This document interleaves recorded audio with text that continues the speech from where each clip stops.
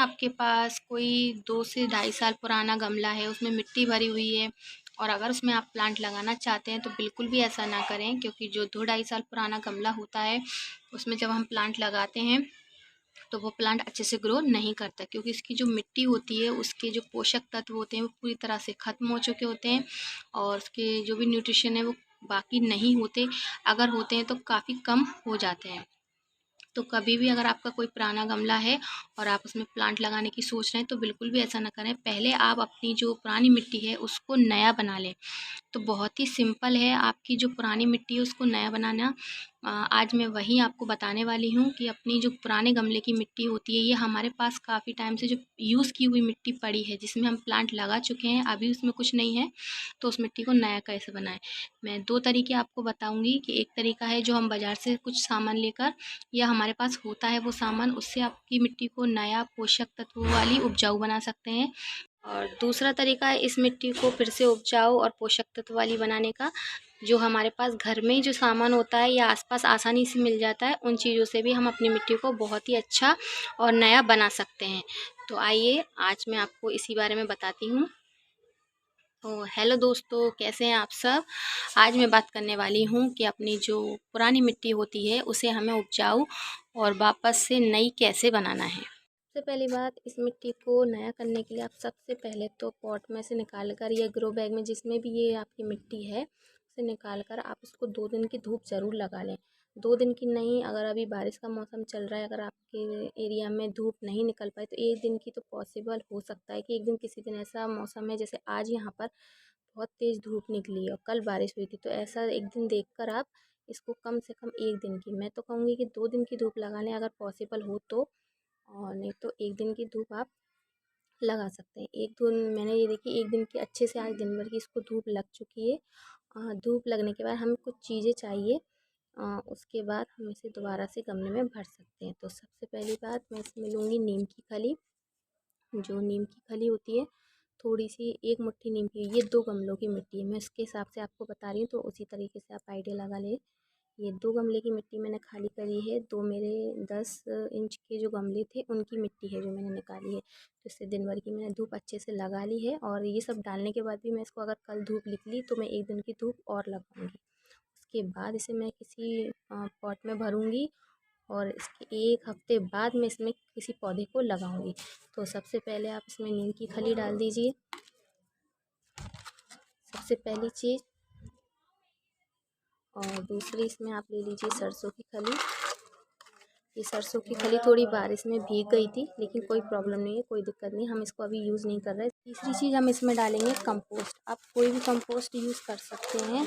अगर ये मैंने 2 गमलों की मिट्टी ली है तो समझ लीजिए 4 हिस्से मिट्टी है, तो 1 हिस्सा मैंने इसमें वर्मी कंपोस्ट यूज़ की है। आप चाहें तो जो किचन वेस्ट से हम कंपोस्ट तैयार करते हैं घर में, आप वो ले सकते हैं, या आप गोबर की जो खाद होती है कंडों की, जो बिल्कुल डिकम्पोज हो गई हो, वो लें आप। जो गोबर की जो खाद है आप वही यूज़ करें जो अच्छे से डिकम्पोज़ हुई हो। जो आधी अधूरी होती है वो आप बिल्कुल भी ना लें, वो कोई फ़ायदा नहीं करती और उसका कोई फ़ायदा, नुकसान नहीं तो फ़ायदा भी कोई नहीं होता।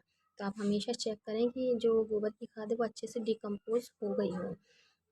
और दूसरी बात, अब मैं आपको ये बताऊँगी कि अगर ये सब सामान आपके पास है तो आप इससे अपनी जो ख़राब मिट्टी है, जो उपजाऊ नहीं है मिट्टी, न्यूट्रिशन इसके ख़त्म हो गए, उसे ठीक कर सकते हैं। जैसे मैंने आपको बताया, सरसों की खली, नीम खली और कंपोस्ट।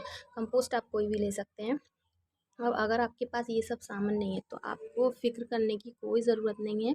अगर आपके पास ये सारी चीज़ें नहीं हैं तो भी आप घर की चीज़ों से ही अपनी जो कम न्यूट्रिशन वाली या कम पोषक तत्व वाली या 2 ढाई साल पुरानी कोई भी मिट्टी है उसको फिर से उपजाऊ और फिर से पोषक तत्व वाली मिट्टी बना सकते हैं।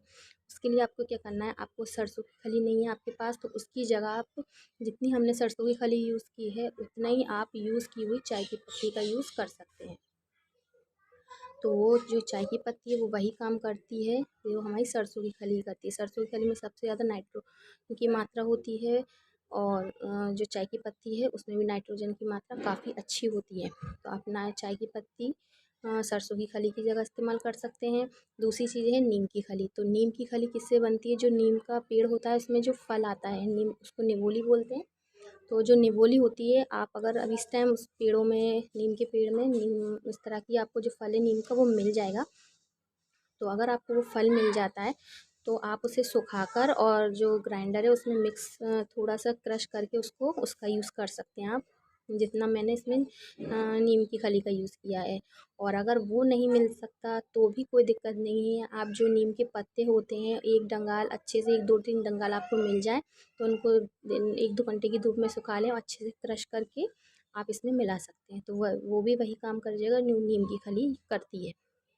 और तीसरी चीज़ हमारी जो कंपोस्ट है, तो जो गार्डनर हैं जिन्हें गार्डनिंग का शौक़ है तो उनके पास वो किचन वेस्ट ज़रूर बनाते हैं, तो वो किचन वेस्ट का यूज़ कर सकते हैं। गोबर की खाद भी आसानी से मिल जाती है, अगर नहीं है आपके पास तो आप जो किचन वेस्ट है उसको, अगर आपके पास बना हुआ है तो बहुत ही अच्छी बात है, आप ले लें। अगर नहीं बना तो आप प्याज के छिलके, लहसुन के छिलके, जो भी फल है थोड़ी से इकट्ठा कर लें 2-3 दिन के लिए, आप उतना ही बना लें जितना आपको इस मिट्टी में यूज़ करना है हाल फिलहाल के लिए, तो आप उतना बना लें, उसको बनाकर इसमें यूज़ कर लें। तो आपके पास अगर बाज़ार वाला सामान है तो उससे भी आप अपनी जो मिट्टी है, पुरानी मिट्टी, ख़राब मिट्टी, उसको फिर से उपजाऊ कर सकते हैं। और अगर आपके पास कोई भी सामान नहीं है तो कोई टेंशन की बात नहीं है, आप घर की चीज़ों से, जैसे मैंने बताया उन चीज़ों से आप अच्छे से अपनी मिट्टी को फिर से उपजाऊ कर सकते हैं। अब ये तो हुई मिट्टी को उपजाऊ बनाने की, अब इसको यूज़ करने की बात मैं बताऊँ आपको, तो इसको यूज़ कब करना है। मैंने 1 दिन की इसमें धूप लगा चुकी हूँ, अब मैं इसको ये सब मिलाने के बाद 1 दिन की धूप और लगा लूँगी, जिससे ये अच्छे से ड्राई हो जाएगी। उसके बाद मैंने गमले में भरकर रख दूँगी और रखने के बाद हमको इसमें फ़ौरन कोई भी प्लांट नहीं या बीज कुछ नहीं लगाना है इसके अंदर। इसको रखने के हमें कम से कम 1 हफ़्ते 8-10 दिन इंतज़ार करना है और उसके बाद हम इसमें अपना प्लांट है वो लगा सकते हैं। तो आपको मेरा वीडियो कैसा लगा? अगर मेरा वीडियो पसंद आए तो प्लीज़ उसे लाइक करें।